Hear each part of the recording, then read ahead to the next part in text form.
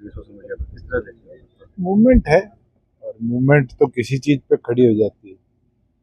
अन्ना हजारे की मूवमेंट भी इस देश ने देखी है, मगर क्या उस मूवमेंट से जो देश के असली हालात हैं उससे लोग लड़ पाएंगे, ये बहुत देखने की बात होगी।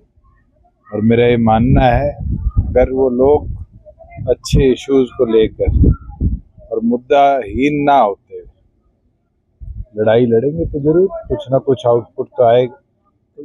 आज महंगाई केवल मात्र पेट्रोल डीजल की नहीं है, देश के जो आर्थिक हालात हैं बड़े गंभीर स्थिति में है, और गंभीर स्थिति के अंदर सरकार को इसके ऊपर गहन चिंतन करना पड़ेगा। आगे पैडी का सीजन पूरे देश में आ रहा है, और पैडी के लिए आज यूरिया की किल्लत देश में शुरू हो चुकी है।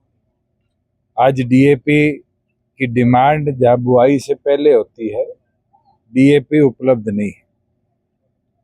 दूसरी ओर माइनिंग के अंदर सबसे ज्यादा इस्तेमाल होने वाली चीज सल्फ्यूरिक एसिड आज किल्लत की स्थिति में आ चुका है। सीएनजी 4 रुपए बढ़ चुकी है, डीजल पेट्रोल 8 रुपए बढ़ चुकी है, डॉलर 97 रुपए छू चुका है।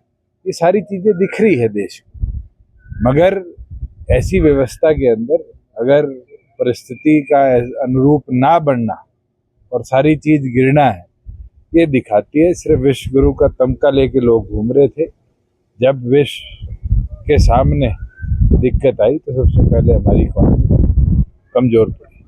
नरेंद्र मोदी ने ईंधन बचाने की अपील की, तो बीजेपी नेता बसों में बाइकों पर चल रहे हैं, तो किस तरह देखते हैं उनको? तो ईंधन बचाना कोई प्रधानमंत्री के अकेले की 2 गाड़ियां 4 गाड़ियां 10 गाड़ियां कम करने से नहीं है।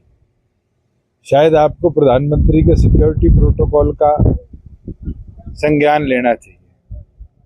हर 10 मीटर बाद 3 जवान खड़े होते हैं। अगर 2 किलोमीटर जाना है तो 600 जवान खड़े हो, और 600 जवानों को लाने के लिए कितनी बसें इस्तेमाल होती है? क्या वो ईंधन नहीं इस्तेमाल हो रहा? ये तो बात करने की। ईंधन कोई गाड़ियों के इस्तेमाल से कम नहीं होगा। अभी तो ईंधन की खपत होनी है। जब सरकार बिजली दे नहीं पाएगी और जीरी में ट्यूबवेल का इस्तेमाल करना पड़ेगा, तो डीजल तो किसान को भी इस्तेमाल करना है। ट्रैक्टर से जब खेत के अंदर पानी लगाकर और उसके गुड़ाई करनी पड़ेगी, तब भी डीजल की जरूरत है।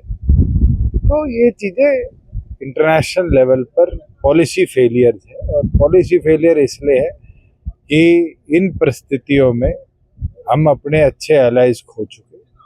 रशिया से जो हम तेल लेते थे, हम पेट्रोलियम प्रोडक्ट लेते थे, फर्टिलाइजर लेते थे, हमने मिडिल ईस्ट पे ज़्यादा ध्यान दिया, और आज मिडिल ईस्ट की व्यवस्था बिगड़ी तो हमने पुराने साथी खो दिए, और जिनको नया साथी बनाया था वो भी आज बद से बदहाल हालत में हमें छोड़ गए।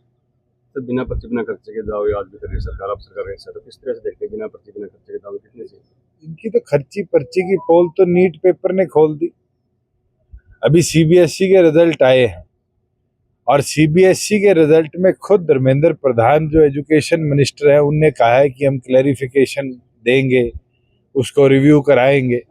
आप सोचिए कितने बच्चों का हौसला एक फैसले की वजह से इस बार टूटा है। जिम्मेवार कौन है? खर्ची पर्ची केवल मात्र किसी को नौकरी लगाने या एग्जामिनेशन में बैठाने की नहीं। आप कितने बड़े ग्रुप को एक विफलता के मोड़ पर छोड़ जाते हो, शायद उससे ऊपर सरकार का ध्यान बिल्कुल। सर 12 साल सेंटर सरकार हो चुके, तो उसको उपलब्धि गिनवा रही है बीजेपी, तो किस तरह से देखते हैं 12 सालों का? अगले 12 हफ्ते बड़े क्रिटिकल है। मेरे को तो वो देखने की जरूरत है कि अगले 3 महीने में देश की इकोनॉमी किस हालात में आएगी। क्या डॉलर 100 पार करेगा? क्या पेट्रोल 125 रुपये जाएगा? डीजल 125 रुपये जाएगा? क्या हमारे किसान को यूरिया डीएपी समय पे मिल जाएगी? और अगर माइनिंग सेक्टर बंद हो गया तो आप मेरी बात आज लिख लेना कि बारिशों के बाद आपकी सड़कों पे गड्ढे लगाने के लिए भी व्यवस्था नहीं होगी।